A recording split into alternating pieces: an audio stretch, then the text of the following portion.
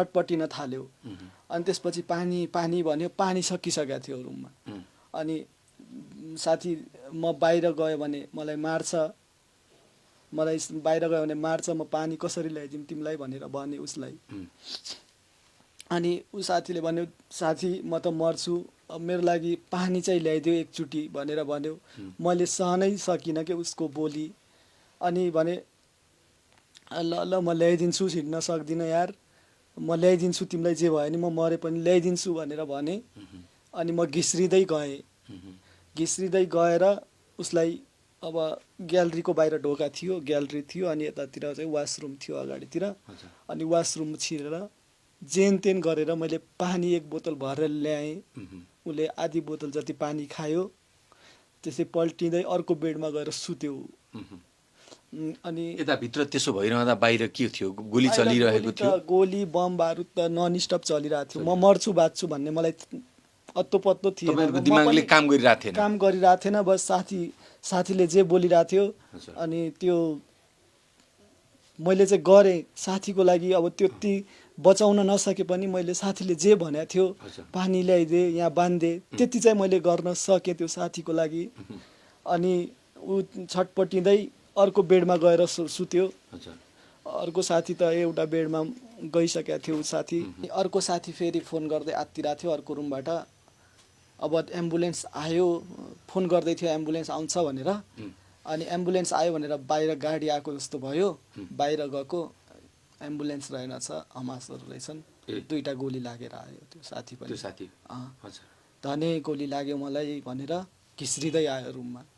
म यस्तरी आत्तिएँ त्रासमा, मलाई पनि मार्छन् कि क्या हो, भित्र अट्याक हान्यो भने त मार्छन् भनेर म पनि छिटो छिटो त्यसलाई तान्ने, जसरी तसरी आफ्नो खुट्टा पनि नचल्ने घुँडाले टेकेर तानेर भित्र ल्याएर त्यसपछि ढोकामा चाबी समेत थिएन, ढोका लाएँ। अनि जेन तेन गरेर सुटकेस तानेर लाएँ ढोकामा। अनि ऊ साथीको यहाँबाट पुरै ब्लिडिङ भइरहेको थियो। अनि धने म त मर्छु, मेरो छातीमा बाँधे केही भन्यो। अनि मैले तन्ना च्यातेर उसको घाउ जहाँ गोली लागेको थियो त्यहाँ चाहिँ चेन तेन गरेर बाँधिदिएँ। थाहा छ ऊ बाँच्दैन, अब रेस्क्यु आउँदैन, त्यही पनि त्यति चाहिँ गर्न सक्छु भनेर मैले तन्ना च्यातेर चाहिँ उसको बाँधिदिएँ यहाँ। अनि त्यसपछि अनि यतातिर अर्को साथी गएर बेडमा पल्ट्यो, बोल्न नि सकेको थिएन ऊ, म पनि बोल्न सकेको थिएन। तपाईले आफ्नै आँखा अगाडि साथीहरूले प्राण त्याग गरेको देख्नु पर्यो है? अनि त्यसपछि ऊ साथी चाहिँ पल्टिँदै थियो आधी घन्टासम्म चाहिँ। 10-15 मिनट त यताउति पल्ट्यो, बोल्न सकेको थिएन। मैले पनि एक दुईचोटि बोलाएँ तर बोल्दिनँ। पल्टिँदै थियो यताउति, आफै पल्टिँदै थियो यताउति। अब बाँच्न त सक्दैन मलाई थाहा। अनि त्यसपछि मैले के गरेँ भने त्यसपछि चाहिँ ऊ पल्टिन पनि छोड्यो के, सास मात्रै रह्यो उसको। अनि सास मात्रै रह्यो। त्यसपछि 10-15 मिनटपछि ऊ पनि प्राण त्याग्यो, उसले पनि। त्यसपछि मलाई चाहिँ अब चाहिँ म कठोर हुनुपर्छ यिनीहरूलाई देखेर। म चाहिँ अब यिनीहरू त मरेर गए साथीहरू, तर यिनीहरूको लागि म बाँच्न पर्छ, नेपालको लागि म बाँच्न पर्छ भनेर चाहिँ म आफ्नो लागि स्ट्रगल गर्न थालेँ क्या त्यहाँ।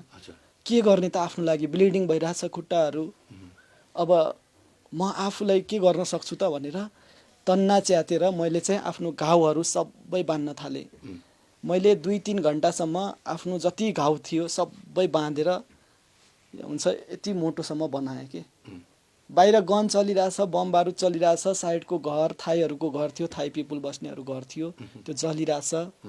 त्यो जलेर मेरो घर पनि जल्ने हो कि, म बाहिर गएँ भने हमासले अट्याक गर्ने हो कि डर छ। दिमागले काम गरे हैन, त्यही पनि बाँधिरहेको छु। तपाईहरु बसेको घरमा चाहिँ अट्याक गरेन, बम हानेन? नै बम चाहिँ त्यस्तो हानेन। साइडको घर चाहिँ थाई बस्ने घर चाहिँ जलाइदिएको थियो। जलिरहेछ, धुवाँहरू भित्र आइरहेछ, यो घर पनि जल्ने हो कि, जल्यो भने त म पनि मर्छु भन्ने डरले जे होस् 12-1 बजिसकेको थियो। 9-8 बजे अट्याक भएको, 12-1 बजिसकेको थियो। सबै गन चल्ने, बम बारुद यताउति घर हल्लिने चाहिँ त्यहाँ बन्द भएको थिएन। त्यसपछि मैले चाहिँ आफ्नो सबै घाउहरू जेन तेन गरेर 2-3 घन्टा लगाएर सबै बाँधेँ। यो एङ्कलको घाउ चाहिँ मेरो घाउबाट चाहिँ खुन आउन चाहिँ रोकेको थिएन।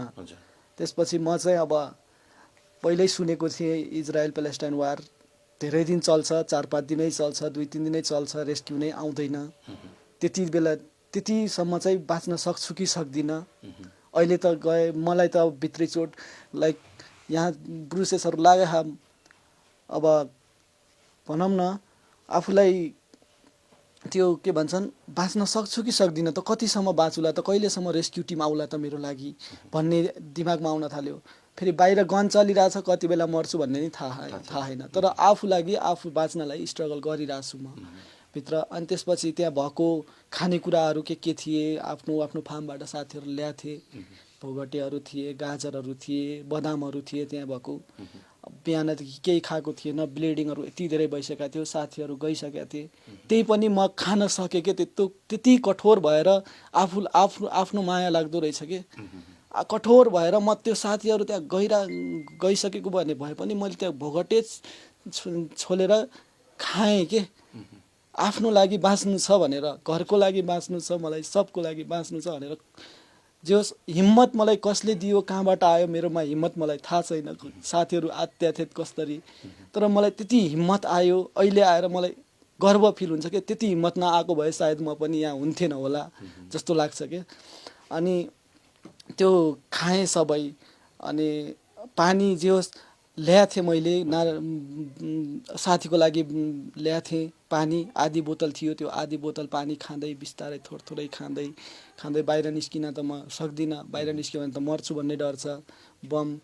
अनि त्यो हुँदा चाहिँ म त्यस्तरी स्ट्रगल गर्दै फाइनली 5 बजेतिर हो, 5 बजेतिर चाहिँ बाहिर आवाज आउन थाल्यो।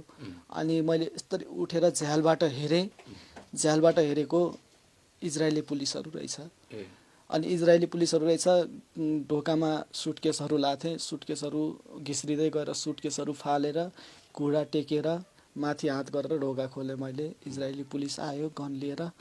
अनि मलाई आई एम इजरायली पुलिस भनेर उठाएर 2 जना पुलिसले मलाई लगे। अनि लगेर अनि त्यसपछि मलाई इजरायली पुलिसको स्कर्टिङमा त्यहाँ इजरायली पुलिस भएको ठाउँमा गएर मलाई गाडीमा राखे। बल्ल सास आयो मेरो, लाइक अब चाहिँ बाँच्छु होला जस्तो फिल आयो। अनि बमबारी त भइरहेको थियो, गन चाहिँ चलेको थिएन त्यति बेला। बमबारी चाहिँ भइरहेको थियो, साइरन त नन स्टप बजिरहेको थियो। अनि त्यसपछि त्यहाँ गएर बुझ्दा चाहिँ 2 जना साथीहरू जो नयाँ बङ्करमा गएको थिए, किचन बङ्करमा, त्यहाँ गएर बुझ्दा तिनीहरूले भने सबलाई मारे यार भनेर भने तिनीहरूले। जसले बङ्कर चेन्ज गरेका थिए, मैले त पुरानो जुन किचन बङ्करमा गएको छन् तिनीहरू सेफ होलान् सबै साथीहरू, म यहाँबाट बाँचेको छु जस्तो लाग्यो। तर त्यहाँ पनि दोस्रो अट्याक भएको रहेछ। त्यही 2-3 घन्टापछि, पहिलो अट्याकको 2-3 घन्टापछि दोस्रो अट्याक भएको रहेछ। त्यहाँ थाईहरूलाई, नेपालीहरूलाई सबलाई गन सट हानेर मारेछ। हामी चाहिँ जेनतेन गरेर लुकेर बाँच्यौँ भनेर भन्यो त्यसले। अनि अझै नेपाली रहेछन् त्यहाँ पुलिससँग रेस्क्यु, त्यति बेलै रेस्क्यु भएको। अनि त्यसपछि 2 जना चाहिँ सेफ थिए, केही नलागेको। अनि तिनीहरूलाई चाहिँ भने मलाई यस्तो यस्तो भयो, अझै 2 जना छन् पुलिसहरूलाई भन्दै भनेर भन्यो। घाइते छन् 2 जना, हिँड्न सक्दैनन्। अनि मेरो पुरानो बङ्करमा नि एउटा साथी थियो, उसलाई पनि मैले भने, पुलिसहरूलाई भने साथीहरू छन् मेरो त्यहाँ भित्र भनेर भने। अनि त्यसपछि त्यो साथीहरूलाई पनि रेस्क्यु गर्यो, उठाएर ल्याए। अनि मसँगै सुत्ने साथी बङ्करबाट आउँदा कस्तो छ नि, आफूलाई यस्तो रोएँ नि म त्यहाँनिर, यो साथी रहेछ बाँचेको भनेर भन्ने भयो। धेरै त्यसको यो खुट्टा गएको थियो। अनि उसलाई र मलाई बसाएर एम्बुलेन्समा ट्रान्सफर गरेर लगे। उसको मैले खुट्टा समातेँ, ऊ ढल्न मात्रै सकेको थिएन मित्र। बेहोस चाहिँ हुने होइन, अरू जे गर हौसला दिँदै गरेँ एम्बुलेन्समा मैले उसलाई। कम्तीमा पनि 1-1.5 घन्टा हामी एम्बुलेन्समा, जो साउदर्न पार्टबाट सेन्ट्रल इजरायलमा बिरसेवा भन्ने ठाउँमा हस्पिटलमा हामी ट्रान्सफर भइरहेको थियौँ, त्यहाँ रेस्क्यु भइरहेको थियौँ।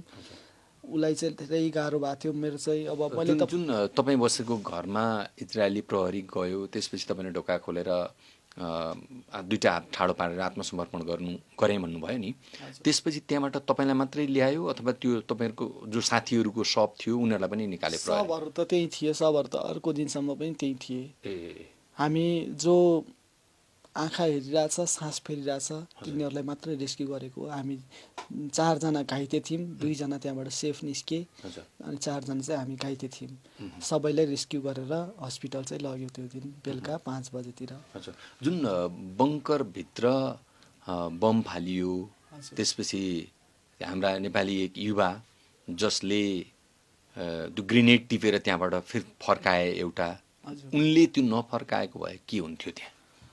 अब त्यो नफर्काएको भए सायद हामी रहन्थ्यौँ, 2टै ग्रेनेड पड्किएको भए त के रहन्थ्यौँ होला र। कोही पनि बाँच्ने अवस्था हुँदैन थियो, अब बाँच्थ्यौँ कि बाँच्दैनौँ त्यो त भगवान्लाई थाहा छ। भगवान्लाई थाहा छ। तर जे होस्, एउटा ग्रेनेड फालेपछि अर्को ग्रेनेड आएर पड्किहालेपछि चाहिँ हामीलाई अत्तो पत्तो भएन, होस नै भएन, अब त मऱ्यौँ मलाई मात्रै सोच आयो।